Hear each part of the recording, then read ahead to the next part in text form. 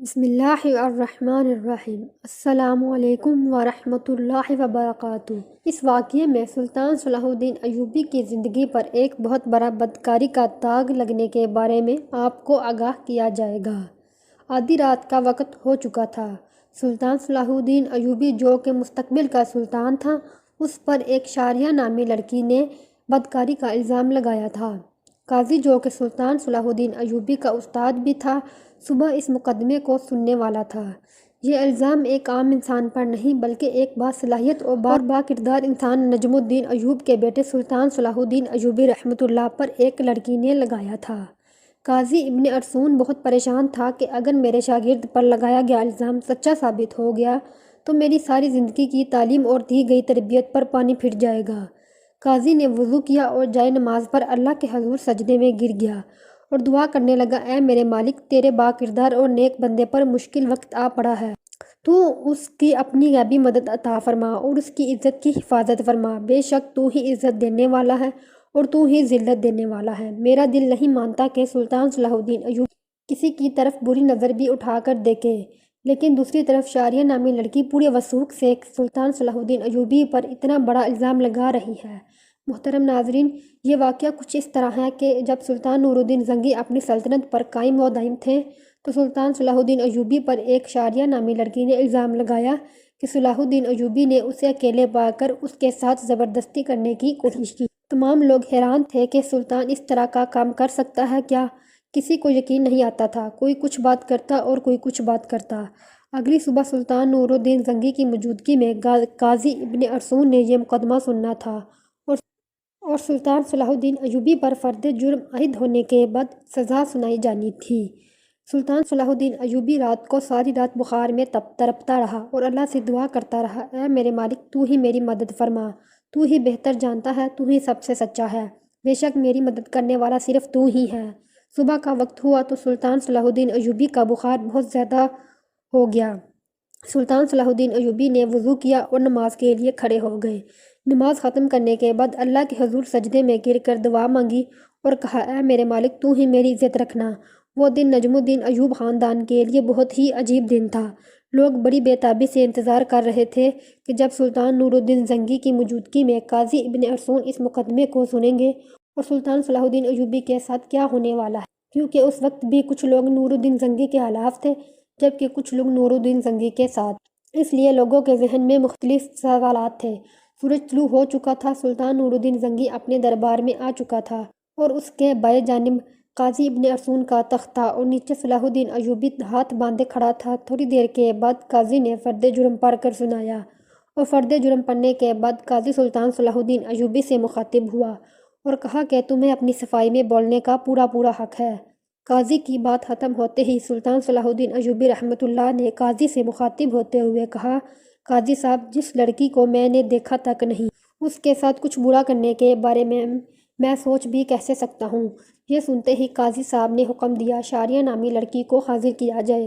جب وہ لڑکی دربار میں حاضر ہوئی تو لوگوں کی حیرت کی انتہا نہ رہی، کیونکہ اس لڑکی کا سارا جسم ڈھانپا ہوا تھا اور صرف آنکھیں وہ بھی بڑی مشکل سے دکھائی دے رہی تھی۔ سلطان صلاح الدین ایوبی سمجھ نہیں پا رہا تھا کہ جس لڑکی کو میں نے دیکھا تک نہیں اور وہ مجھ پر اتنا گھناؤنا الزام کیوں لگا رہی ہے؟ مجھ سے آخر ایسی کون سی غلطی سرزد ہوئی جو اس لڑکی نے مجھ پر اتنا بڑا الزام لگایا؟ قاضی ارسطو کا شاریہ نامی لڑکی سے مخاطب ہوا اور پوچھا، بتاؤ صلاح الدین ایوبی نے تمہارے ساتھ کیا کیا؟ تو اس لڑکی نے کہا کہ میں اپنا بیان پہلے دے چکی ہوں، مزید ایسی باتیں کر کے میں اپنی عزت مزید تار نہیں کروا سکتی۔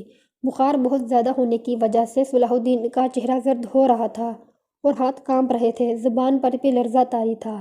دیکھ کر مجمع کو یوں لگ رہا تھا کہ سلطان صلاح الدین ایوبی بے قصور نہیں ہے۔ سلطان نور الدین زنگی بڑے غور سے یہ سارا منظر دیکھ رہا تھا۔ پورے دربار میں سناٹا چھایا ہوا تھا۔ لوگ بڑے غور سے صلاح الدین ایوبی اور اس لڑکی کی باتوں کو سن رہے تھے۔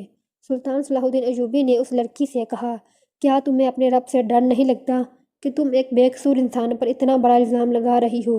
لوگ سمجھ رہے تھے کہ نور الدین زنگی کا بھتیجا ہونے کی وجہ سے صلاح الدین ایوبی اگر مجرم قرار بھی دے دیا گیا تو سزا سے بچ جائے گا۔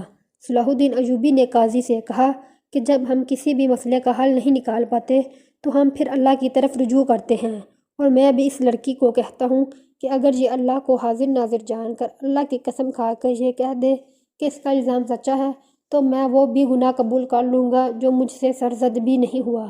یہ سنتے ہی وہ لڑکی صلاح الدین ایوبی کو باغور دیکھنے کے لگی اور صلاح الدین ایوبی کی حالت سمجھ چکی تھی۔ تھوڑی دیر باغور و بخوبی دیکھنے کے بعد لڑکی چیخ چیخ کر رونے لگی اور کہا، میں تمام مجمع کے سامنے اللہ کو حاضر ناظر جان کر کہتی ہوں کہ سلطان صلاح الدین ایوبی بالکل بے قصور ہے، سارا گناہ میرا ہے۔ یہ سن کر سارا مجمع حیران رہ گیا اور اس لڑکی کے چند الفاظ نے مقدمے کو الٹ کر دیا۔ اتنے میں سلطان نور الدین زنگی دہشت سے اپنی کرسی سے اٹھا اور اس لڑکی کو کہا، کیا تمہیں پتہ ہے کہ الزام تراشی کی تمہیں کتنی بڑی سزا مل سکتی ہے؟ تو اس نے کہا، ہاں مجھے معلوم ہے کہ اس کی مجھے کتنی بڑی سزا ملے گی۔ اس کے بعد قاضی نے شاریہ سے کہا کہ آخر ایسی کیا وجہ تھی کہ تم نے صلاح الدین ایوبی پر اتنا گھناؤنا الزام لگایا؟ تو لڑکی نے اپنی آنکھیں جھکا لیں، لیکن جب سلطان نور الدین زنگی رحمۃ اللہ نے لڑکی کی طرف دیکھا تو اس نے کہا، اے میرے سلطان، میں جانتی ہوں مجھ سے بہت بڑا گناہ ہو گیا ہے، شاید جس کی تلافی بھی ناممکن ہو، کیونکہ جو داغ صلاح الدین ایوبی کے کردار پر لگا وہ شاید میں چاہتے ہوئے بھی نہ مٹا سکوں، لیکن یہ سب کام کرنے کے لیے میں مجبور تھی۔ سلطان نور الدین زنگی نے پوچھا کہ بتاؤ تمہیں اس کام کے لیے کس نے مجبور کیا؟ تو شاریہ نامی لڑکی نے امیر ابن اب مرقوم کی طرف اشارہ کرتے ہوئے کہا کہ اس امیر نے مجھے یہ سب کرنے کے لیے مجبور کیا۔ یہ سب سنتے ہی تمام درباری امیر ابن مرقوم کو ملالت اور غصے کی نظروں سے دیکھنے لگے۔ امیر ابن مرقوم اپنی جگہ سے اٹھا اور بڑے ادب کے ساتھ کہنے لگا، یہ لڑکی جھوٹ بول رہی ہے، میں بھی صلاح الدین کی طرح اس کو جانتا تک نہیں۔ نور الدین زنگی نے کہا کہ کل معلوم ہو جائے گا کہ کون بے گناہ ہے اور کون گناہ گار۔ اس کے بعد سلطان نور الدین زنگی نے شاریہ نامی لڑکی کو اپنے کمرے میں بلایا اور پوچھا کہ بتاؤ اصل ماجرا کیا ہے؟